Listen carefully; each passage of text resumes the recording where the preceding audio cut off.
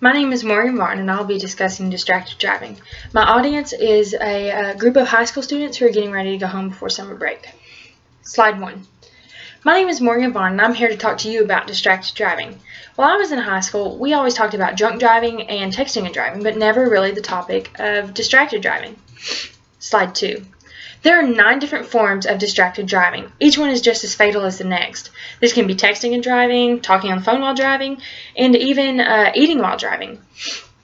After extensive research of the North American Department of Auto Safety, I feel qualified to present you with facts of the risk associated with distracted driving. Hopefully, after hearing these facts, I can get you to join the resistance against distracted driving. According to a study done by Cohen's Children's Medical Center, distracted driving accidents are more fatal than drunk driving accidents. Throughout this presentation, we're going to talk about what distracted driving is and how many people participate in it. We'll also talk about the prevention plan against distracted driving and what you can do to spread awareness of distracted driving. Slide 4. These are examples of car crashes due to distracted driving. These are eating, talking, texting on the phone. Each one is pretty big. I mean, and these could have probably been avoided by just waiting to send that text, or waiting to talk on the phone, or waiting to eat. Saving time, you actually spent more time because now you got to wait on the paramedics to come bail you out. Slide 5. What is distracted driving? Distracted driving is the performance of other activities that take your attention away from driving. These can be visual, manual, and cognitive distractions. Visually, let's say you're looking at your phone. Well, your eyes are no longer on the road. If you are eating or texting, your hands are now off the steering wheel. And everybody knows, hands on the wheel at 10 and 2. Cognitively, let's say you're reading something. You're not thinking about the people around you, in front of you, or what you might hit. Slide 6. According to Kernan Hopkins, his experiment, More Dangerous Than People Know, he observed 2,000 teenagers. 75% of these teenagers said that distracted driving is unacceptable. 45 out of these 2,000 say it's unacceptable and still partake in distracted driving. While driving alone, 90% check text messages and 90% post on social media while they're driving. 75% while alone watch videos while they're driving. 35% check text with others in the car. 29 post on social media with others in the car, and 45 watch videos with others in the car. Honestly, if I was a passenger in that car, I would feel very endangered and not very valued. Slide 7. Heather Lurch is a 19-year-old young lady. She was driving home from work one night on February 23rd, 2010. This night she lost her life because she couldn't wait to send a text. She was leaving work, and her work was less than 3 miles away from home. She was holding a conversation with her friend that most definitely could have waited.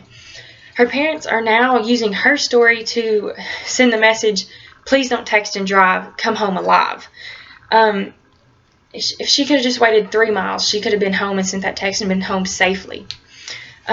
You can find more about her story on www.textresponsibly.com/Heather. Slide 8. According to www.iihs.org, technology within cars is improving to help counteract distracted driving, but it can't always save you. Yes, they can have better seat belts, auto braking, faster airbags, but why not just avoid the conflict overall by just paying attention while you're driving? Slide 9. Are you a distracted driver? Do you ever find yourself eating while you're driving, texting while you're driving, or talking on the phone, listening to music that's too loud? Then yes, you're a distracted driver. I sometimes find myself doing these activities too, and I try to cut them out as much as I can. I understand when you're going on a long drive, sometimes you need your navigation systems, or you get bored and want to change the music. It's still dangerous, and you need to value your lives and others by taking the time and just waiting to do things until you are safely stopped somewhere. Slide 10. On the topic of distracted driving, there are options to kind of counteract these things. Like if you're having to use a navigation system, you can use like your car's navigation system or the one on your phone. And these have an automated voice that speak the directions directly to you, so you don't even have to pick up your phone or look away from the road. Avoid eating while you're driving. One hand, if you're eating, is somewhere other than the steering wheel, so you're just one-handed driving. Let's say you got a bowl of soup. You're then driving with your knees, which is extremely dangerous. What about when you're listening to music driving down the road? Is it too loud? What if there's a cop coming up behind you that needs to pass, but you get in his way and then you cause him to wreck? Well, that's a big fine all on its own. What if you can't hear the car honking behind you? If your music's too loud, you can't hear the railroad beeping, the warning lights beeping, which causes you to run into a accident that you could have avoided altogether if you just had your music level at a respective tone. What about conversation with company in the car? Many times I'm on a team, so many times I have company in the car with me going to practice and stuff, and we get a little caught up in conversation. And while I'm trying to switch lanes, let's say I look at my teammate in the other seat, well then I swerve into another car. Had I been paying attention to the road more than the conversation, we could have avoided that conflict altogether. Slide 11. How can you spread awareness? You can talk to your friends and family. You're around them most. Share your thoughts about distracted driving and how to avoid it altogether. Promise yourself that you won't do it. Set a good example for others in the car with you.